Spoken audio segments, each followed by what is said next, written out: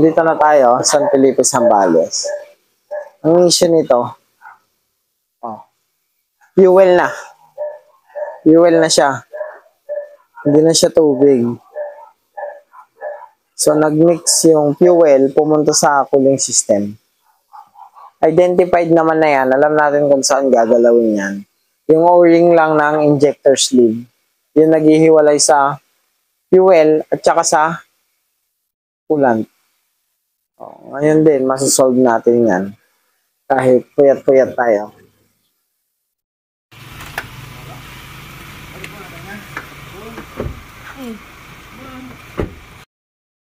Targetin natin yung injector sleeve ang tawag doon. Nauna niya malalim. Linis pa ng air filter nyo. Madali lang yan. Madali lang naman i-solve yan.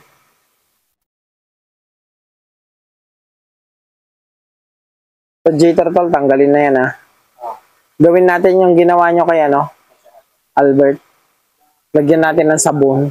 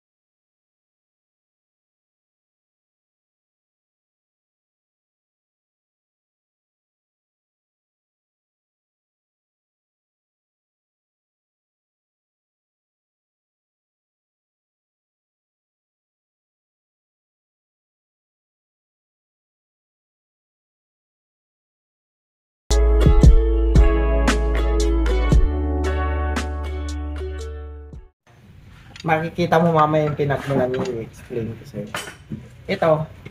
Ito, pag inangat natin to, wala tayong problema dyan. Pag inangat natin yan, meron tayong sleeve or yung upuan ng injector. Pag inangat natin yon, maliit na maliit yon, nandun yung mga internal sealings niya, yung pinabili ko sa'yo. Nandun sila, yun ang naghihiwalay dun sa fuel at sa cooling system. Ang nagyayari dyan, nag-worn na yon, mga part na yon, kaya yung fuel, instead na bumalik sa return, na-shoot siya doon sa cooling system, kaya nung umikot, pumunta na dito. Pinaka-worst niyan, pag lumala pa, yung tubig na mismo pupunta doon sa fuel. Pupunta na siya dito. Maghalo na sila dyan. Kaya pala bigla na wala yung kaloko-loko na sila dyan. Pressure ng fuel doon, mano-normalize yung pressure. Tignan natin nga, pagka natanggal to, papahugot natin yan, yung special tools tayo. Yung harness, bago bili rin. Maganda pa nga niya. Actually, maganda pa condition. Ito, bago itong radiator na yan. Kaya ang gagawin natin dito, lilisan na lang. Wala dyan, ang dami namin. Tinigilan namin yung mga bayan, ba't wala? Kasi kahit dito, wala akong napapansin dito. Meron, ang layo naman, masindaw. Pero kaya naman natin bugahan yan. Oo. May compressor dyan. Ibababad natin ng isa. Tatanggalin na yun. Anong kailangan? 5? Okay ah. Yan, ganun. Diba?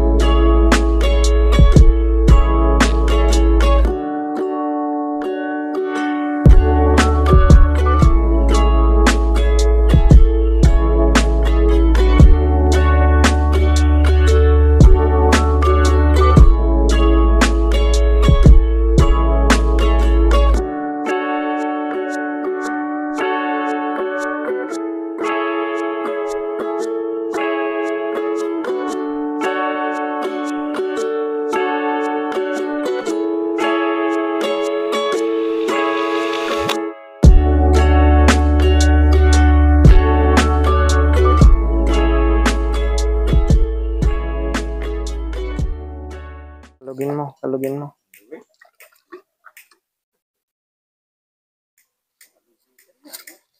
Diesel lahat yan. Yung dumi ng radiator. Yan na lahat. Oh. Nilinis na niya po sa. Natin nilalagyan ng kulang. Pwede na tayo magkulant ngayon.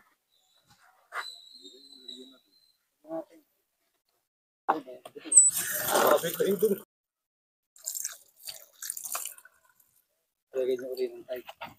Tide pa niyan. Tratin natin. Pressure sa ano. Sa amin yan, pressure spray namin yan. Sige. Di ba meron kang, ano sir, yung may ginamit tayo nun na pressure?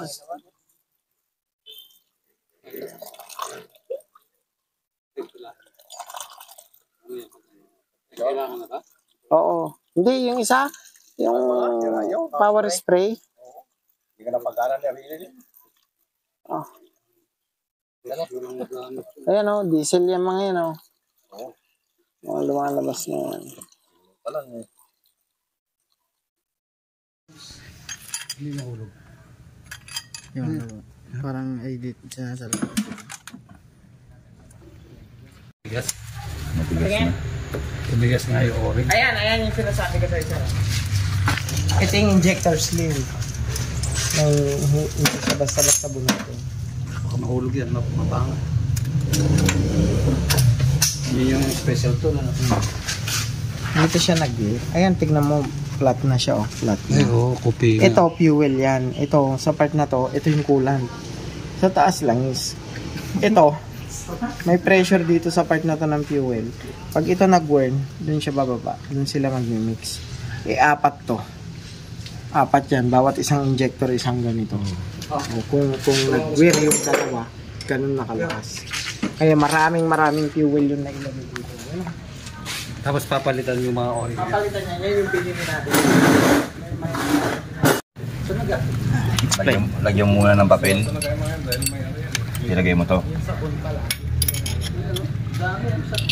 Sabay pukpukin mo ng bonggang-bongga.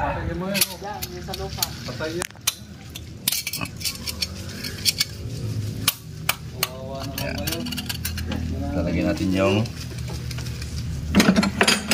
tubo. Tapos lagyan natin ng nut.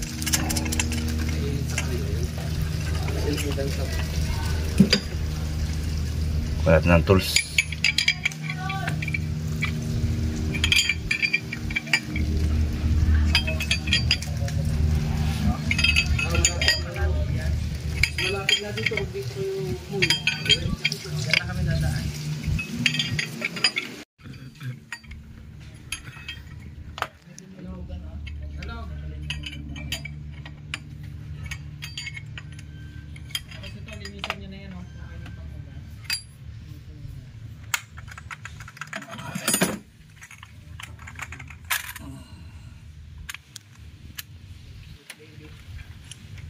Pudpud na siya. Pag tumatakbo ka. Mga hayop. Kaya matigas na. Ganun siya yan eh. Sasapulang hangin dyan eh.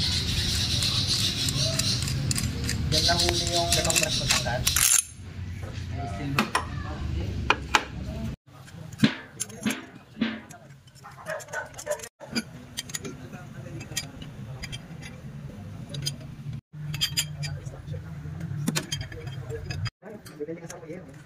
Siguro 5,000 na yun ang mahal. Na mga old yan, ganyan ang pagiging na yun. Yung mga kapal. Ayun o.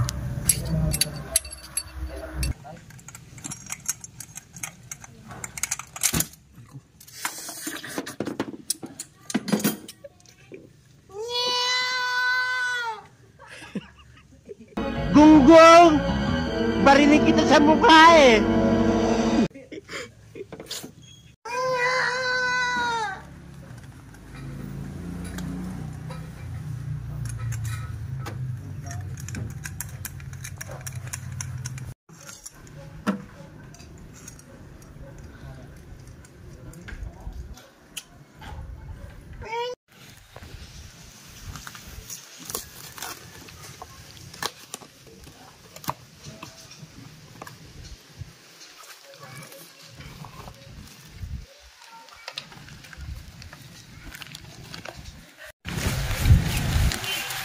Ito yung upper, ito yung lower.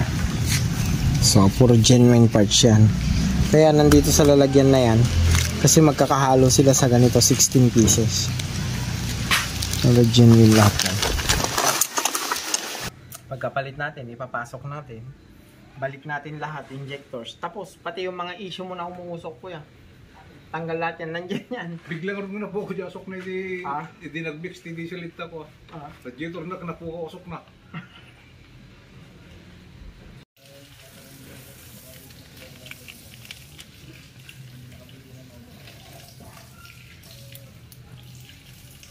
Japan.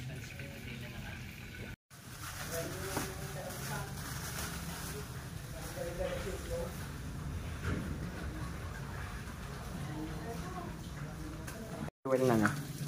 Ay, barbaro, original.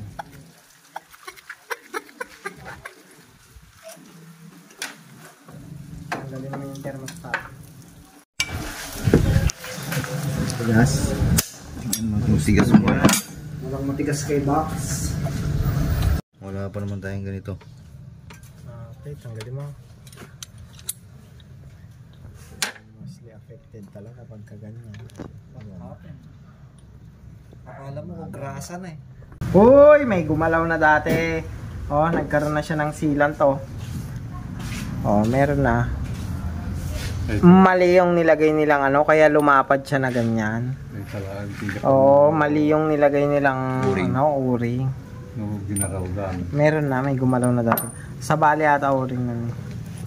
Ginautingan na Oh, dinikit-dikitan nila, may nakadikit eh, na sealant. Nalagay natin yung original niya. Para sa kanya talaga. Ito yung size niya talaga. Hindi na nalaing ka pa eh. Pero di ka lang nagbibigyang gang. Linisan mo yung ano. Palinis ako ng Grove.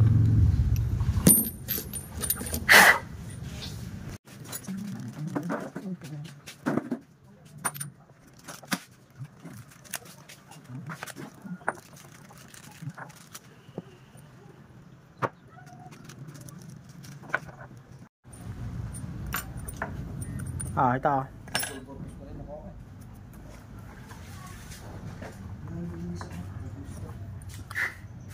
Ano ba to? Ito, bago na to. Bago na yan. OEM parts yung ginamit natin.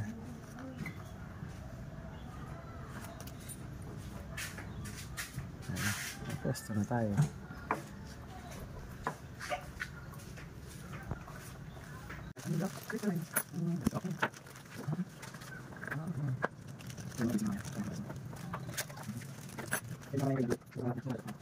Yes, papasok na natin.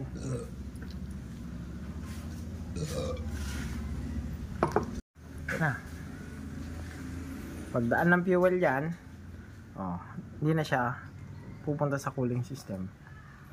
Diretso na.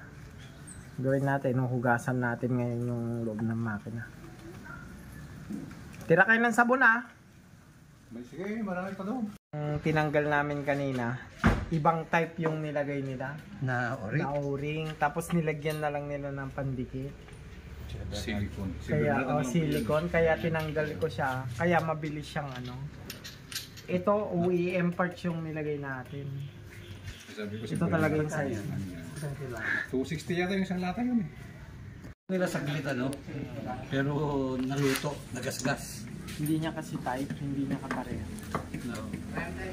Pwede mo na ilagay ito ba? Hindi na. Nailagay mo na yung bago? Ito na yung bago. Sige, may kabili yan.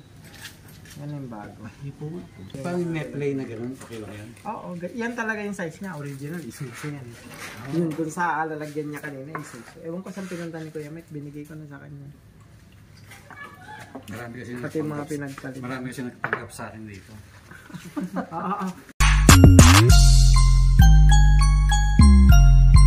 Performance yan, lalakas yung flow.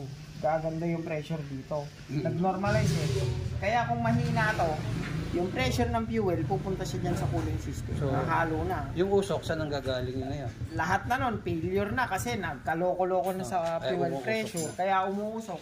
Hindi na nagpe-perform ng tama yung mga yan. Kulang yung na susupply sa kanyang fuel. Kulang yung nasusupply kasi yung ibang supply lumalampas, pumupunta sa radiator. Nakikipaghalo siya sa cooling system. Meron pa minsan yung coolant na mismo ang papasok dito sa kaya pag ganun mo ng tangke, nandun na yung coolant.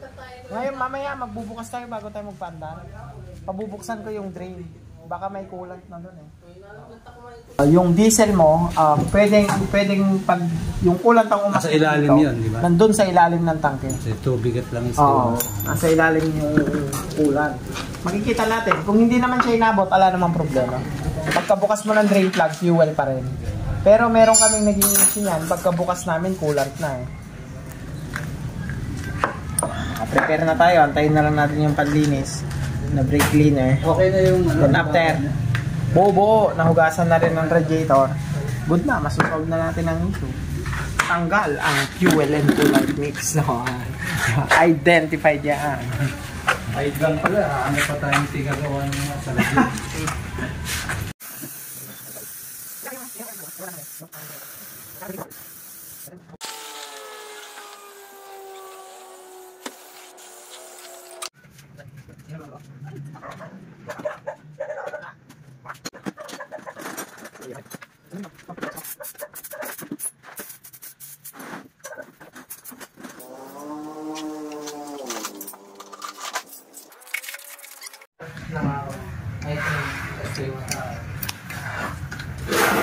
Injector copper washer.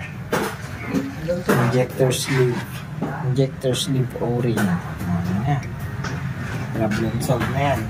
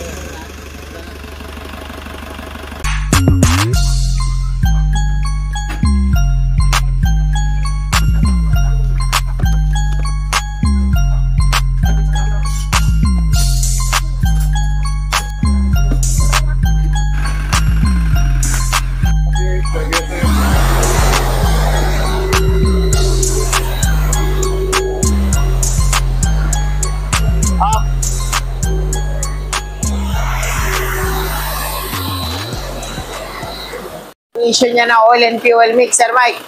Yung issue niya na oil and fuel mix, dyan nagbari lahat ng issue niya. O ngayon, usok, performance, bumalik na lahat. Ang sinolve lang natin yung issue niya dito sa oil and fuel. Wala na, normal na lahat yan. Dati gumaganyan yung makina. O, yun ang original na issue. Yung nagka-issue siya sa oil and coolant. Doon pala. Hindi oil and fuel, that's oil and coolant mix. Pumalo yung fuel dito sa cooling system. O kaya ganun yung nangyari sa engine. Luckily, natakil natin, alam naman natin pinanggagalingan, no? Na-normalize ulit yung makina. Malakas na ulit yung makina. Mas malakas pa siya ngayon. Before, hindi natin alam na meron siyang issue sa ganon kasi wala namang symptoms dito. Dito siya may symptom. Okay.